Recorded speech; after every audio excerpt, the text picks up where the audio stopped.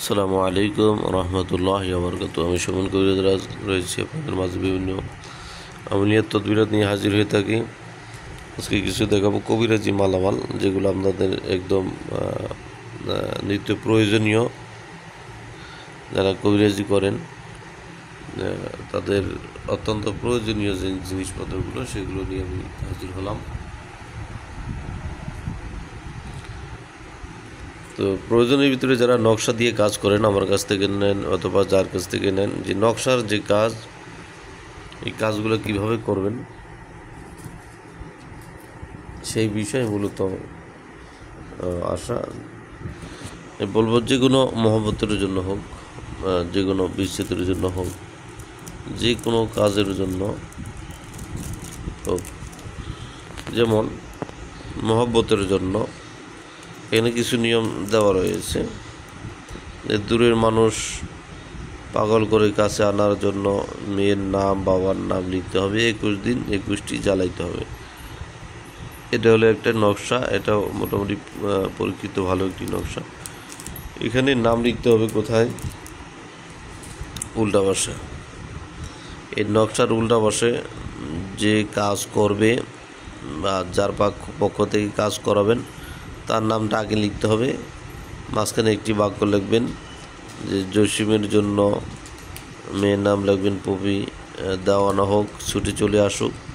মাঝখানে এই বাক্যটা লিখে দিবেন। এরপরে লিখবেন ছেলে হলে ছেলের নাম, মেয়ে হলে মেয়ের নাম, তারপর তার বাবার নাম, মায়ের নাম। এটা লিখে দিবেন যে এর জন্য এই দেওয়ানা হয়ে চলে আসুক, ছুটি চলে আসুক। এটা লিখবেন। সবসময় উল্টা পাশে নাম লিখতে হবে। লিখার পরে কস্তরি 2 প্রকারের, অনেকে বলে, অনেকে চিনে না যে কস্তরি এখানে লেখা রয়েছে, বাইরের কস্তরি। যে কস্তরি আরবিতে লেখা রয়েছে, আর ইংলিশেও লেখা রয়েছে কস্তরি। দেখেন, KASTURI, কস্তরি। দেখতে পাচ্ছেন কিনা? কস্তরি লেখা রয়েছে।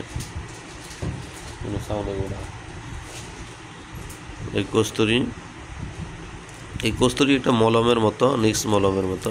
এইখান থেকে এটা খুলবেন। খোলার পরে এভাবে আমরা যে মলমটা ব্যবহার করি, হাতের আঙুলটা নিয়ে এভাবে।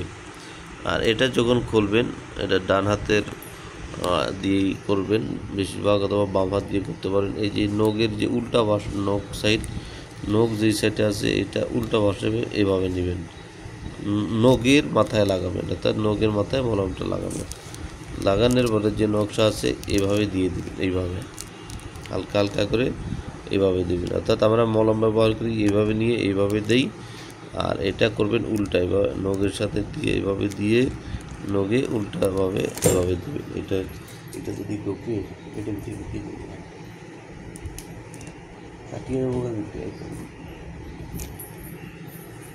এরপরে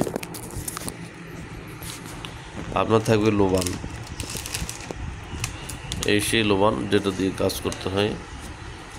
এই লোবান, এই যে বাহিরের জিনিসটা, বাংলাদেশি না। এই লোবান যে ধূপকাঠির মতো, এটা যখন কমপ্লিট করবেন, কমপ্লিট করার পরে এইখান থেকে এইটা ধোঁয়া দিতে হবে, ধোঁয়া।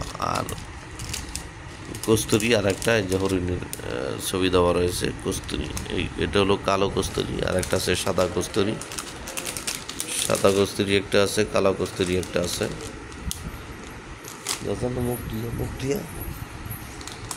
এলো কস্তুরি।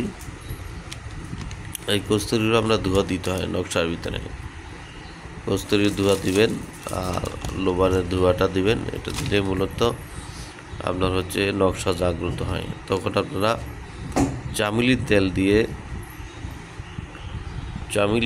দিয়ে চেরাগে জ্বালাবেন। এই চেরাগে চামিলির তেল দিবেন। চামিলির তেল দিয়ে এটাকে সলিতা বানাবেন। সলিতা বানিয়ে 7 দিন হোক, 14 দিন হোক, 21 দিন হোক, এটা জ্বালাবেন। যখন 7 দিন জ্বালাবেন, ইনশাল্লাহ 7 দিন ভিতরে, 3-4 দিনের ভিতরে একটা রেজাল্ট চলে আসবে। তখন আপনার আর 14 দিন লাগবে না। যদি 7 দিনের ভিতরে না আসে তাহলে 14 দিন করবেন। 14 দিনে যদি না হয় তাহলে 21 দিন করবেন। ইনশাল্লাহ 21 দিনের ভিতরে আপনার কাজগুলো হয়ে যাবে। তাহলে নকশার কাজটা কিভাবে করবেন এটা আমি দেখিয়ে দিলাম, এবং নকশা কি আছে, নকশার জন্য যারা আবার লিখবেন, যারা নকশা লিখে তাদের জন্য কলমটা রয়েছে, এই কলম। আর রয়েছে জাফরান কস্তুরি মেশকের যে কালিটা রয়েছে, যে জাফরান, যে মেশকো জাফরান কালি, যে জাফরান কালি, এগুলো আপনারা নিতে পারবেন। কলম আর একটা পদ আছে, এটা হচ্ছে এই টিউব সিস্টেম। এই যে এটা হচ্ছে টিউব সিস্টেম, এটা একটা কলম, আর এটা একটা কলম। কলম 2 পদের আছে আমার কাছে, যেটা নিতে চান সেটাই দিতে পারবো, অসুবিধা নেই। এই হলো কলম গেল, আর কালি গেল। আর হচ্ছে সাদা কাগজ, সাদা কাগজ যারা তাবিজ লিখতে চান বা তাবিজ লিখেন, দোয়া কালাম লিখেন, এর জন্য এই সাদা কাগজটা পাবেন। তাবিজ লেখার এই সাদা কাগজ,